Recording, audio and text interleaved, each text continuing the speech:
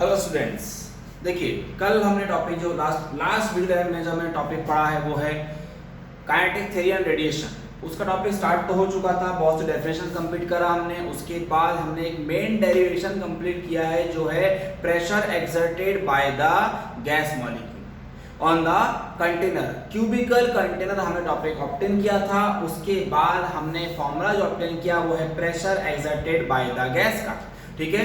अब उस फॉर्मूलेज को यूज करके हम नंबर ऑफ फॉर्मूलेज बनाने वाले हैं इन द फर्दर कांसेप्ट, ठीक है ना। अब देखो सबसे पहले कैसे आ रहा है आपको, हमने जो कल फॉर्मूला ऑब्टेन किया वो ये था। देखिए मैं लिख देता हूं प्रेशर एक्सर्टेड बाय गैस, ये था formula P is equals to 1/3 of rho C square RMS। ये फॉर्मूला हो चुका, ठीक है। अब इसके ऊपर हम सॉल्व करेंगे what next concept is derivation of Boyle's law, derivation of Boyle's law, ठीक है। बॉयल्स लॉ बताने के पहले आपको मैं इक्वेशन बनाना चाहता हूं, PV is equals to nRT। PV is equals to what nRT। ये आपका आइडियल गैस इक्वेशन है। कौन सा इक्वेशन? Ideal gas equation. ये इक्वेशन आप सबने पढ़ा है। P मतलब प्रेशर होता है, V मतलब क्या होता है वॉल्यूम, N मतलब नंबर ऑफ मोल्स, R मतलब क्या है constant and universal gas constant, और T क्या है टेम्परेचर है। ये जो कांसेप्ट है ये आपका आइडियल गैस इक्वेशन में ऑलरेडी हो चुका है। अब हम इसका यूज करेंगे। बॉयल्स लॉ ये होता है, अगर मैं बोलता हूं कि टेम्परेचर कांस्टेंट है, मतलब eight constant temperature, constant temperature, देखिए अगर टेम्परेचर कांस्टेंट होगा तो N, R और T तीनों भी कांस्टेंट हो जाएंगे, तब P और V में इक्वेशन आता है क्या? P प्रोपोर्शनल टू 1/V, मतलब इनवर्सली प्रोपोर्शनल टू वॉल्यूम। ये हमें प्रूव भी करना है अभी। ये क्या करना है? हमें प्रूव करना है। मतलब जब टेम्परेचर कांस्टेंट रहेगा तो pressure is inversely proportional to what volume of the gas, ठीक है ना। अब आपको एक चीज पूछता हूं मैं, देखो अगर एक पर्टिकुलर गैस फिलअप है किसी क्यूब में, अगर आप उसको टेम्परेचर दे रहे हो तो gas will expand, gas will what expand. ये देखो आपने ऑब्जर्व किया होगा समर सीजन में ज्यादातर टायर्स ऑफ बाइक्स या कार फट जाते हैं, ब्लास्ट हो जाते हैं। क्यों? क्योंकि हम जब एयर फिलअप करते हैं तो गर्मी की वजह से वो गैस एक्सपांड होती है, और अगर एक्सपांड हो रही है तो it will occupy more volume. Therefore क्या होता है, वो लॉस करता है अपना क्या करेगा वो, it will expand and it will gain more volume, volume बढ़ेगा। मगर टेम्परेचर अगर कांस्टेंट है तो उसका वॉल्यूम भी कैसा रहेगा? कांस्टेंट रहेगा। वॉल्यूम कांस्टेंट रहेगा, उसकी स्पीड कांस्टेंट रहेगी। अगर मैं बोलता हूं कि गैस एक्सपांड हो रहा है तो उसकी स्पीड बढ़ रही है डेफिनेटली, ठीक है ना। मतलब अगर टेम्परेचर कांस्टेंट है तो वॉल्यूम कांस्टेंट है, वॉल्यूम कांस्टेंट है तो इसका एक्सपेंशन कांस्टेंट है, और एक्सपेंशन कांस्टेंट है तो वेलोसिटी भी कांस्टेंट है of each and every molecule of the gas, ठीक है ना। अब देखो इसका कैसे हम यूज करने वाले हैं, मतलब हमें बॉयल्स लॉ प्रूव करना है by using formula of pressure exerted by the gas. कैसे करेंगे देखिए, सी सबसे पहले बॉयल्स लॉ का फॉर्मूला लिख रहा हूं मैं, स्टेटमेंट जो है वो मैं लिख रहा हूं शॉर्ट में। मतलब क्या है बॉयल्स लॉ? देखो at constant temperature P proportional to 1/V, P proportional to what 1/V। ये फॉर्मूला हमें प्रूव भी करना है, ठीक है ना। अब देखिए बाय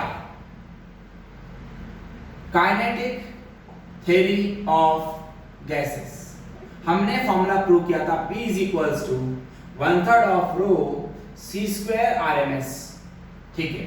अब P is equals to can be say 1/3 of रो की जगह पर रो कैन बी से मास अपॉन वॉल्यूम बराबर M/V C स्क्वायर RMS, सही है। अब यहां से क्या मैं ऐसा सकता हूं, P is equals to 1/3 of, ठीक है, 1/3 of M C square RMS। अच्छा ये तो फॉर्मूला हो गया, ठीक है, 1/3 ऑफ है। मैं एक काम करता हूं, ऐसा लिख देता हूं 1/V into 1/3 of M C square RMS, ये भी लिख सकता हूं। अब देखो m क्या है, what is m? Total mass of the gas.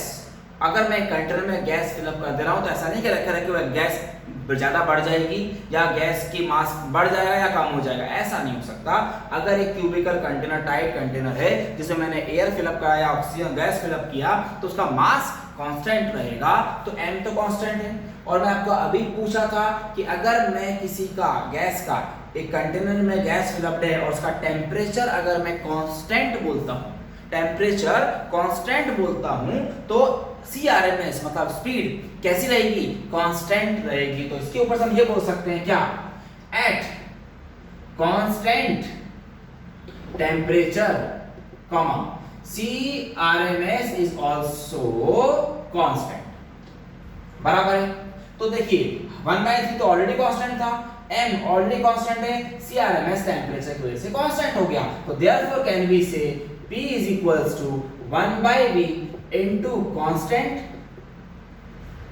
Clear? तो यहां से हमें रिलेशन क्या मिल रहा है? P proportional to 1/v, मतलब we have proved Boyle's law by using what? Pressure exerted by the gas, means kinetic theory of gases का use करके हमने क्या प्रूव किया है? बॉयल्स लॉ प्रूव किया है। ओके, एग्जाम में 2 मार्क्स के लिए पूछा जाता है, ठीक है ना? सो प्रॉपर याद रखिए, what is Boyle's law? At constant temperature pressure proportional to 1/v। This is the next concept. Okay, अब हम आगे बढ़ते हैं नेक्स्ट टॉपिक पे, ठीक है? सी हटाओ इस टॉपिक को। अब देखिए आगे का कांसेप्ट क्या है। प्रेशर का ही फॉर्मूला बार बार यूज होगा, उसका यूज करके हमें नंबर ऑफ फॉर्मूलेज बनाने हैं, ठीक है ना? अब देखिए एक क्वेश्चन है, question is prove that CRMS proportional to √T। What is √T? Temperature. CRMS का हमें एक फॉर्मूला प्रूव करना है और उसके फॉर्मूले के बाद हम ये प्रूव करेंगे √T proportional to what?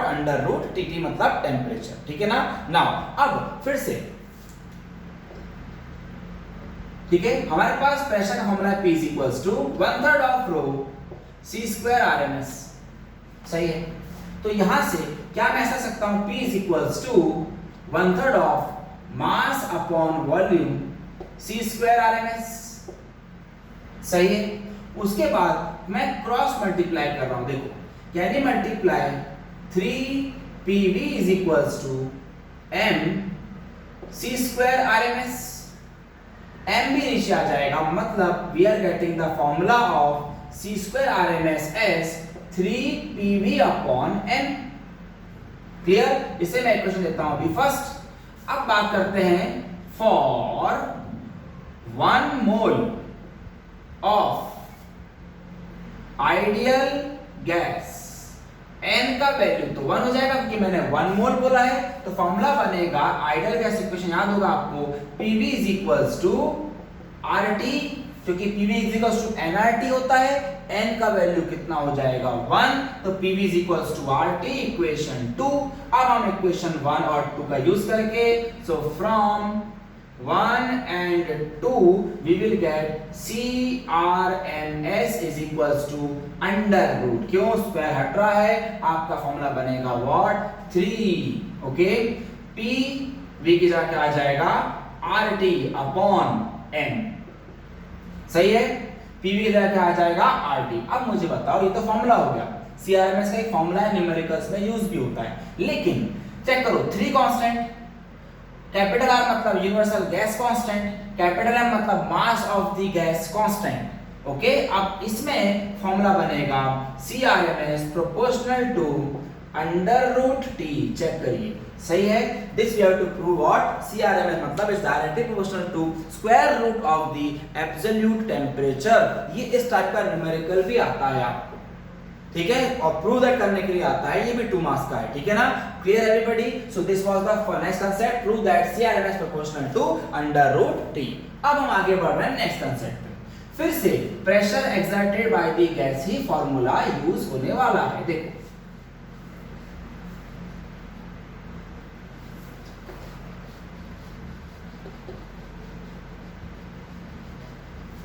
Next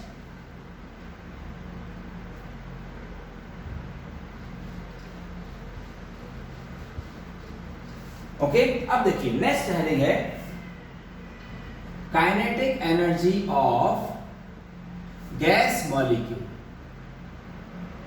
kinetic energy of gas molecule, ये हमें ऑब्टेन करना है काइनेटिक एनर्जी। ओके, अब देखिए फिर से इक्वेशन एक ही है हमारे पास, कौन सी, फिर से स्टार्ट करेंगे।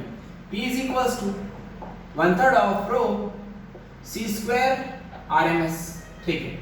सो P is equals to फिर से 1/3 of m upon v, लिख सकता हूं c square RMS, m density की जगह पे मास अपॉन वॉल्यूम लिख रहे हैं। ओके, नया कुछ नहीं कर रहे हैं, ठीक है ना। नाउ यहां से कैन वी से 3PV is equals to m c square RMS, ठीक है। अब मैं मल्टीप्लाई तो क्या करने वाला हूं, multiply half to both sides, so we can write 3/2 PV is equals to half m c square RMS, ठीक है। अब आप इसका RHS चेक करिए, हाफ m c स्क्वायर मतलब c मतलब क्या था, रूट मीन स्क्वायर वेलोसिटी, बराबर है। लेकिन मैंने आपको ये बताया था अजम्पशंस में, लास्ट वीडियो में लेक्चर में ये डिस्कस किया गया है कि gas molecules always travels in a straight path between two successive collision, they will always travel in a straight path. अब स्ट्रेट पाथ में अगर ट्रेवल कर रहे हैं तो इनकी वेलोसिटी भी लीनियर वेलोसिटी हुई। और ये फॉर्मूला चेक करिए, हाफ m c स्क्वायर मतलब हाफ m v स्क्वायर, किसका फॉर्मूला था, काइनेटिक एनर्जी का था। तो ये जो हाफ m c स्क्वायर भी आया है, ये भी किसका फॉर्मूला बन गया, काइनेटिक एनर्जी का फॉर्मूला बना। तो यहां से हम बोल सकते हैं क्या, therefore kinetic energy is equals to 3/2 PV। This is the first formula of kinetic energy, ठीक है। अब इसको और मॉडिफाई कर सकते हैं, देखो कैसे, फिर से हम बात कर सकते हैं क्या, for 1 mole, for 1 mole n is equals to 1, therefore we can say PV is equals to RT, therefore we can say kinetic energy is equals to 3/2, PV की जगह पे क्या आ जाएगा, RT आ जाएगा, PV की जगह क्या आ जाएगा, RT। This is the another formula of kinetic energy. Okay, so kinetic energy के हमने फिर से प्रेशर यूज किया है। प्रेशर को हमने फॉर्मूला देखा, डेंसिटी देखा, मास अपॉन वॉल्यूम, शिफ्टिंग करके हाफ से बोथ साइड मल्टीप्लाई कराया, तो half m c square is the formula of kinetic energy. First formula 3/2 PV and next formula 3/2 RT। तो दो फॉर्मूले जो मिले हैं मैं अभी बोर्ड पर लिख रहा हूं, देखो। So two formulas of kinetic energy means kinetic energy is equals to 3/2 PV and 3/2 RT। ये फॉर्मूले हो चुके हैं, अब आगे बढ़ते हैं। नेक्स्ट कंसेप्ट में इसके आगे का फॉर्मूला बनेगा। नेक्स्ट, ये फर्स्ट पार्ट है इसका। सेकंड पार्ट फॉर्मूला आता है kinetic energy per unit volume, ऐसा भी नाम आ सकता है, kinetic energy per unit volume. मतलब काइनेटिक एनर्जी का तो फॉर्मूला मेरे पास है 3/2 PV, ये लूंगा मैं, यहीं से मैं ऐसा सकता हूं, kinetic energy upon volume is equals to 3/2 P। Check करिए, पर यूनिट वॉल्यूम मतलब क्या, अपॉन में वॉल्यूम, तो kinetic energy per unit volume कितना हो जाएगा, 3/2 P। ये आपका अनदर फॉर्मूला हो गया kinetic energy per unit volume का। Okay, now next answer, next question में पूछेगा आपको, इसी में थर्ड कंसेप्ट आएगा C. Third concept kinetic energy per mole, पर मोल। अब इसका फॉर्मूला कैसे करेंगे, आपको पता है काइनेटिक एनर्जी का फॉर्मूला होता है 3/2 PV, यही है। अब kinetic energy is equals to calculate 3/2 nRT। ये हमने कहां से लाया आपको पता है, क्या होता है, मैंने आपको बताया था ideal gas equation, since PV is equals to nRT, तो वहां से मैंने पीवी का वैल्यू nRT पुट अप कर दिया। यहां से देयरफॉर काइनेटिक एनर्जी पर मोल, मतलब n नीचे लाऊंगा, फॉर्मूला बनेगा 3/2 RT। This is the formula for kinetic energy per mole. Okay, clear है? यहां तक क्लियर है? फोर्थ कांसेप्ट पढ़ते हैं। देखो सी, काइनेटिक एनर्जी पर मोल हो गया है, अब काइनेटिक एनर्जी पर मॉलिक्यूल बाकी है। देखिए कैसे, फोर्थ कांसेप्ट, काइनेटिक एनर्जी पर मॉलिक्यूल। अब काइनेटिक एनर्जी पर मॉलिक्यूल के लिए क्या करेंगे आप देखिए, सी हमने अभी काइनेटिक एनर्जी पर मॉलिक्यूल अगर निकालना है, ठीक है, तो आपको और कुछ नहीं करना है, काइनेटिक एनर्जी पर मोल को डिवाइड बाय एवोगाड्रोस, नाम सुना होगा, केमिस्ट्री में ज्यादा है, एवोगाड्रोस नंबर। चेक करिए एवोगाड्रोस नंबर, तब हम पुटअप जब करेंगे तो फॉर्मूला बनेगा क्या, 3/2 RT upon Na। Na means Avogadro's number. Okay, clear है? तो ये एक और फॉर्मूला हो गया 3/2 RT अपॉन Na। जब पर मॉलिक्यूल की बात आएगी तो पर मोल के आंसर को आपको डिवाइड करना है एवोगाड्रो नंबर से, तब आपका फॉर्मूला बनेगा काइनेटिक एनर्जी पर मॉलिक्यूल का। ओके, क्लियर है एवरीबॉडी? इतना क्लियर रहेगा, है ना? तो this was the formulas for what, kinetic energy. Okay, है ना?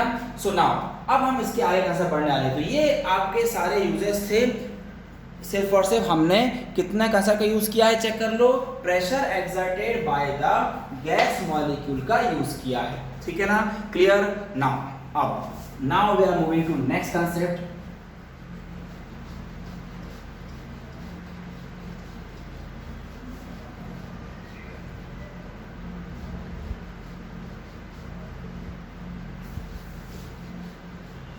वेरी इंपॉर्टेंट टॉपिक नाउ, इस यहां से हमारा रेडिएशन टॉपिक चालू हो रहा है इस चैप्टर का। काइनेटिक थ्योरी हो गया है, अब रेडिएशन का टॉपिक चालू हो रहा है आपका, ध्यान से सुनिए। नेक्स्ट कंसेप्ट इज, देखो, absorption, comma, reflection and transmission of heat radiation,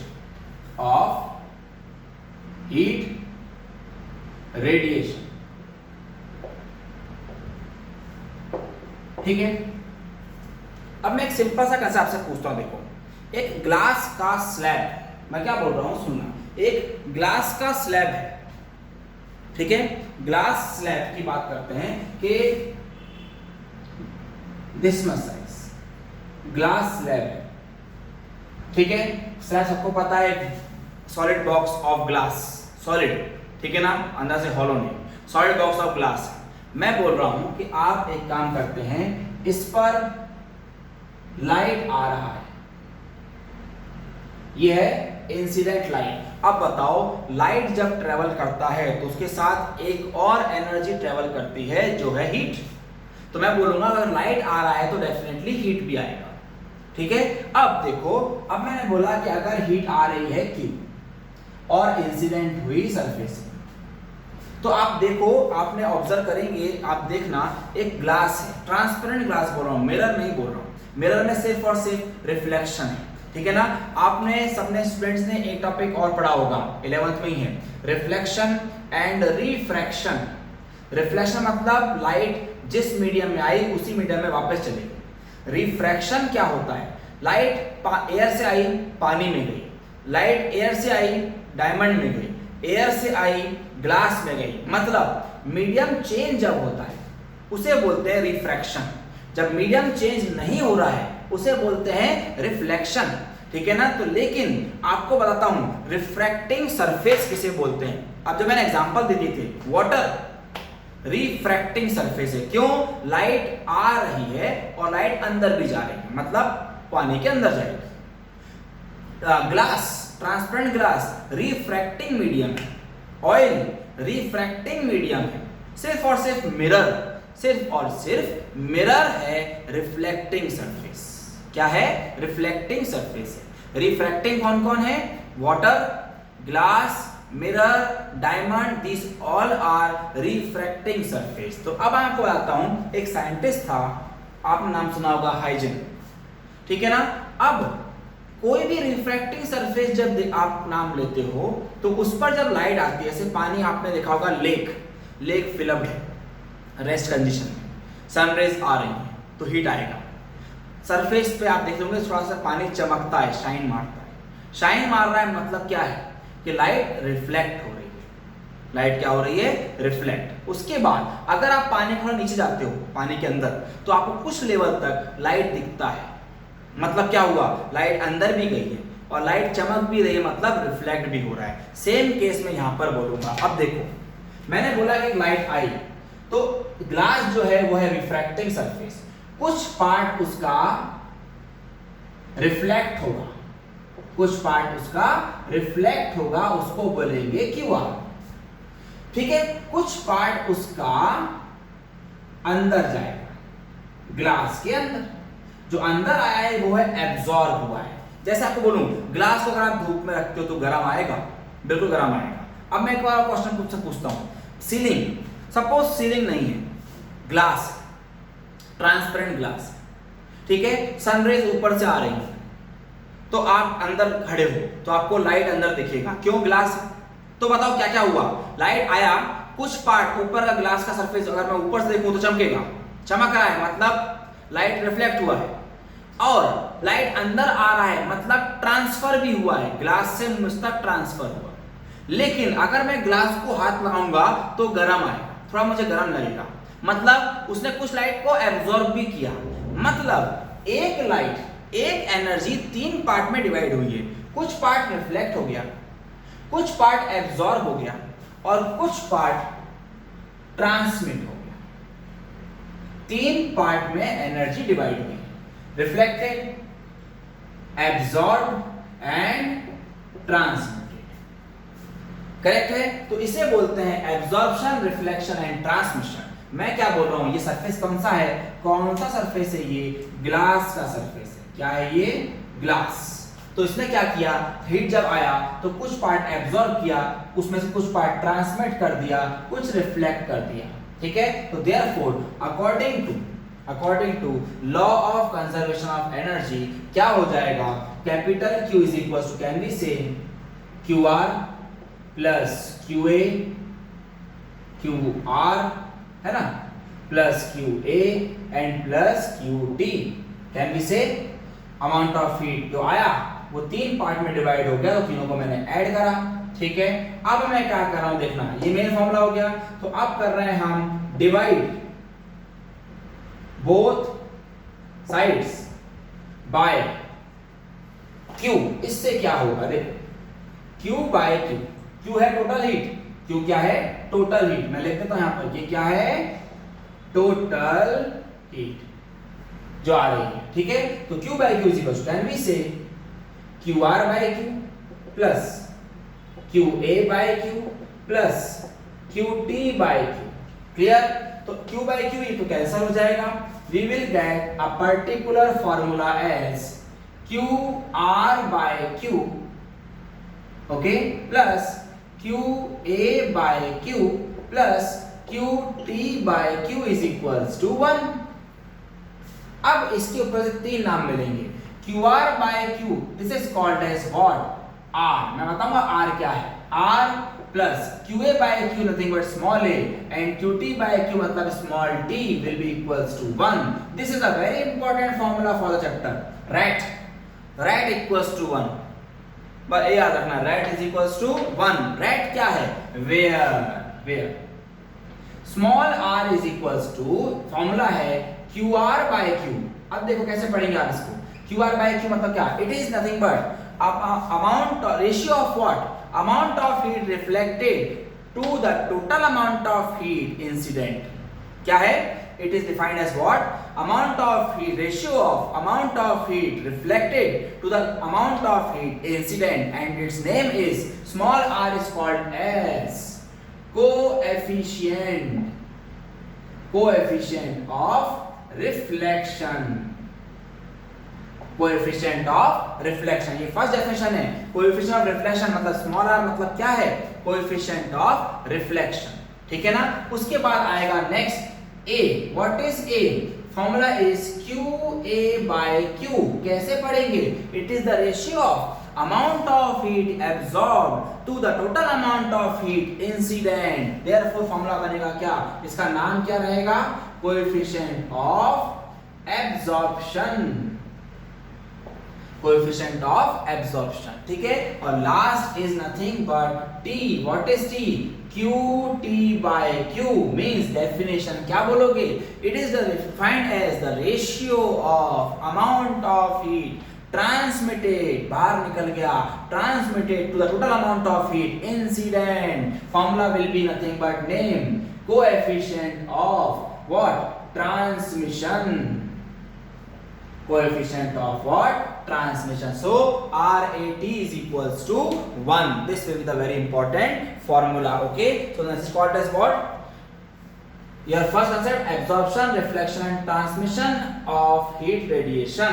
Clear? अब इसके आगे का और कंसेप्ट से पूछता हूं. देखो इसी के कंटिन्यूएशन में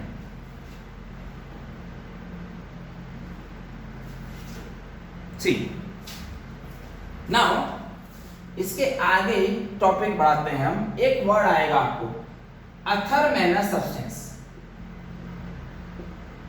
अथर्मेनस सब्सटेंस. ठीक है. अथर्मेनस और एक है डायअथर्मेनस. ठीक है. नाउ अथर्मेनस एंड डायअथर्मेनस क्या होता है? देखिए डायअथर्मेनस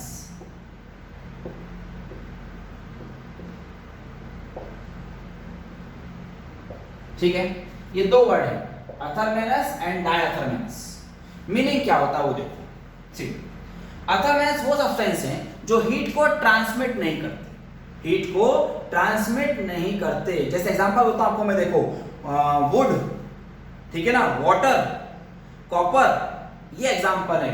अथर्मेनस they will do not transmit heat. They do not transmit heat, मतलब ट्रांसफर नहीं करते. अगर वो हीट ट्रांसफर नहीं कर रहे हैं तो उनका स्मॉल टी क्या हो जाएगा? 0. मतलब इस केस में आप बोल सकते हो डायअथर्मेनस में कि small T is nothing but 0. मतलब they will reflect and they will absorb. जैसे वाटर का मैंने एग्जांपल दिया. वाटर सिर्फ एब्जॉर्ब कर सकता है, एब्जॉर्ब करेगा और रिफ्लेक्ट करेगा, लेकिन ट्रांसफर नहीं करेगा. वुड, वाटर ये क्या कर रहे हैं? हीट को ट्रांसमिट नहीं करेंगे. ट्रांसपेरेंट नहीं है ये. ओके. ट्रांसमिट नहीं कर रहे हैं, लेकिन सिर्फ और सिर्फ रिफ्लेक्ट और एब्जॉर्ब कर रहे हैं. That are called as what?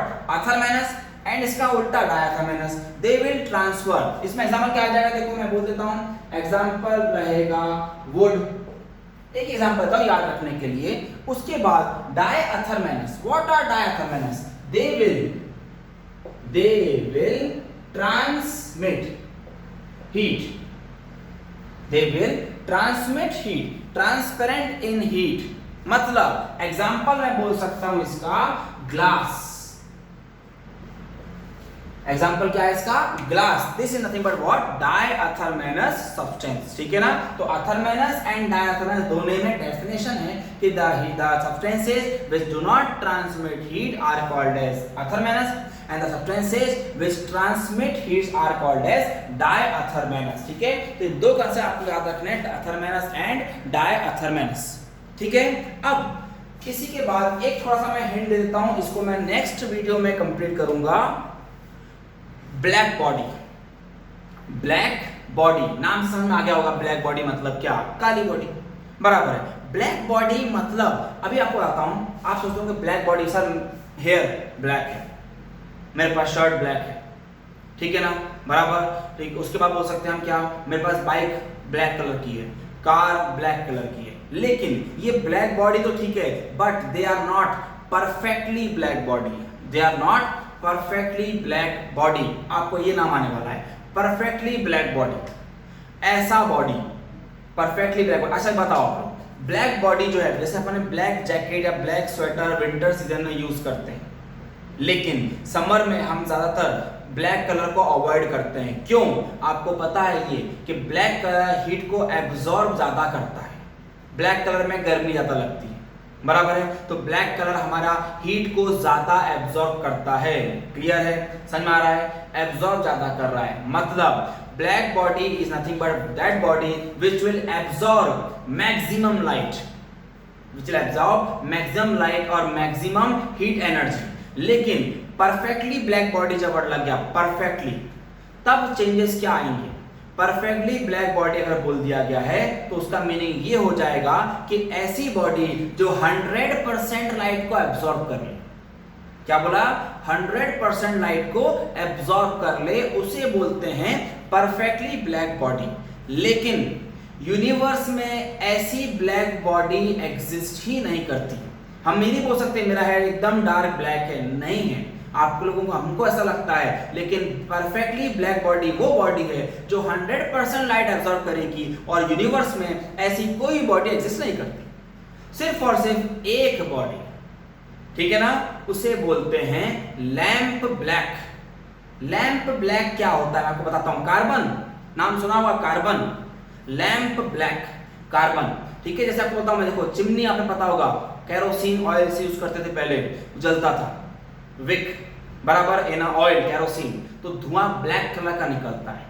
उस ब्लैक, उसको आप कलेक्ट कर लो एक पेपर के ऊपर, उसके ऊपर रख लो, और वो काला जो धुआं है वो उस पर डिपॉजिट होगा, तो एक लेयर बनेगी ब्लैकिश। वो जो ब्लैक है उसे बोलते हैं लैंप ब्लैक। और लैंप ब्लैक एक ऐसा ऑब्जेक्ट है, एक ऐसा बॉडी है जो 98% लाइट एब्जॉर्ब करता है, वो भी 100% एब्जॉर्ब नहीं करता, 98% लाइट एब्जॉर्ब करेगा लैंप ब्लैक। तो उसके यूज से, उसका यूज करके एक साइंटिस्ट ने परफेक्टली ब्लैक बॉडी बनाया, जिसको नाम दिया गया फेरीज ब्लैक बॉडी। क्या नाम दिया? Ferry, Ferry was a scientist. Ferry's black body, वो बॉडी ने 100% ऑफ लाइट को एब्जॉर्ब किया था बाय यूजिंग लैंप ब्लैक, ठीक है ना। तो ये आपका नेक्स्ट कंसेप्ट है, एग्जाम में बहुत बार पूछा गया है परफेक्टली ब्लैक बॉडी, ठीक है। तो इसको हम नेक्स्ट वीडियो में ऑब्जर्व करेंगे। सो this was all about your radiation, starting concept of radiation, okay.